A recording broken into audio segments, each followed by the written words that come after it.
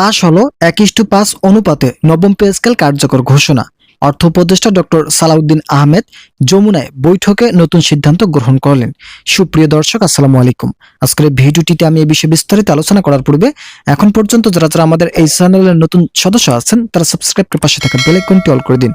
অবশেষে দীর্ঘ আন্দোলনের পর সরকারি চাকরিজীবীদের জন্য নবম পে স্কেল বাস্তবায়নের চূড়ান্ত সিদ্ধান্ত গ্রহণ করলেন অন্তর্বর্তী সরকারের অর্থ উপদেষ্টা ডক্টর সালাউদ্দিন আহমেদ।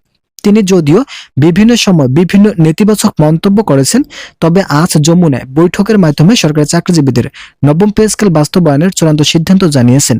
ইতিমধ্যে পে কমিশনের চেয়ারম্যান জাকির আহমেদ খান সহ বিভিন্ন সংশ্লিষ্ট বৃন্দ নবম পে স্কেল বাস্তবায়নের পক্ষে মিটিং করেছেন। মিটিং এর মাধ্যমে সরকারি চাকরিজীবীদের আর্থিক নিরাপত্তা বিষয়টি উঠে আসে। সেখানে প্রধান উপদেষ্টা বলেন কিভাবে নবম পে স্কেল বাস্তবায়ন করলে সেটা সামঞ্জস্যপূর্ণ হবে, কর্মচারীরা তাদের ন্যায্য দাবি পূরণ করতে সক্ষম হবেন। এছাড়াও দেশের অর্থসামাজিক উন্নয়ন দ্রুত সময়ে ঘটানো সম্ভব হবে। এসবের বিষয় নিয়ে বিশদ আলোচনা হয় আজকের যমুনা বৈঠকে। ভিডিওটির এই মুহূর্ত পর্যন্ত এসেও আপনারা যারা এখন পর্যন্ত আমাদের এই চ্যানেলের নতুন সদস্য আছেন তারা সাবস্ক্রাইব করে পাশে থাকা বেল আইকনটি অল করে দিন।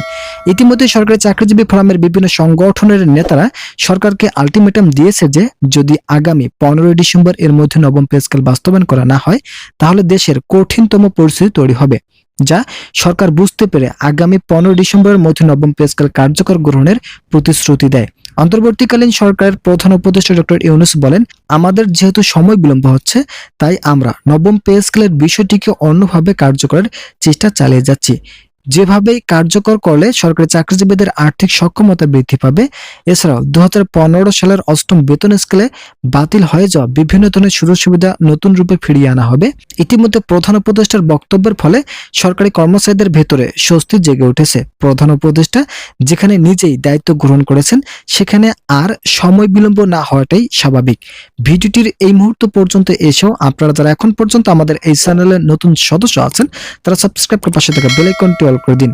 বিভিন্ন সূত্র থেকে জানা যাচ্ছে অন্তর্বর্তী সরকারের গঠিত 28 সদস্যের পে কমিশন 70% কাজ শেষ করেছেন, আর মাত্র সামান্য কিছু কাজ বাকি রয়েছে যেগুলো সচিবদের সঙ্গে বৈঠকের মাধ্যমে নির্ধারণ করা হবে। এছাড়াও অর্থনীতিবিদ এবং রাজনীতিবিদদের সঙ্গে বৈঠক করে নতুন একটি সিদ্ধান্তে নিতে যাচ্ছে অন্তর্বর্তী সরকার। এই সিদ্ধান্ত নেওয়ার পরবর্তী সময় চলতি মাসের নতুন একটি গেজেট প্রকাশ করবে পে কমিশন। সেখানে সরকারি চাকরিজীবীদের বেতন স্কেল সহ অন্যান্য সুযোগ সুবিধা বর্ধিত থাকবে। ইতিমধ্যেই অর্থনীতিবিদরা বলছেন সরকারি চাকরিজীবীদের বেতন বৃদ্ধি না করার ফলে তারা হতাশ অবস্থায় দিন যাপন করতেছেন। তাই সরকারের উচিত হবে দ্রুত গতিতে নবম পে স্কেল কার্যকর করা এবং পে কমিশনকে কঠোরভাবে চাপ নির্দেশ করা। আশা করা যাচ্ছে অন্তর্বর্তী সরকার আগামী 15 ডিসেম্বরের মধ্যে নতুন সিদ্ধান্ত গ্রহণ করবেন। এই সিদ্ধান্তই থাকবে নবম পে স্কেল বাস্তবায়নের চূড়ান্ত সিদ্ধান্ত। ভিডিওটির শেষ হওয়ার মুহূর্তে আমি আপনাদের কাছে রিকোয়েস্ট করতেছি আপনারা অবশ্যই এই ভিডিওটি একটি লাইক এবং এই চ্যানেলটি সাবস্ক্রাইব করে পাশে থাকা বেল আইকনটি অল করে দিন।